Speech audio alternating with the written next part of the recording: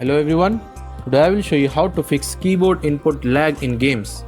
Go to Windows search bar, type troubleshoot, click on open it, click on additional troubleshoot, click on keyboard, click on run troubleshoot,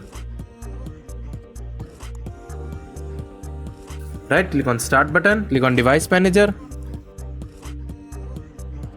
expand keyboard, right click on HID keyboard device, click on update driver, click on search automatically for drivers, right click again, click on update driver, click on browse my computer for driver, click on let me pick from a list of available drivers, select HID keyboard device, click on exit.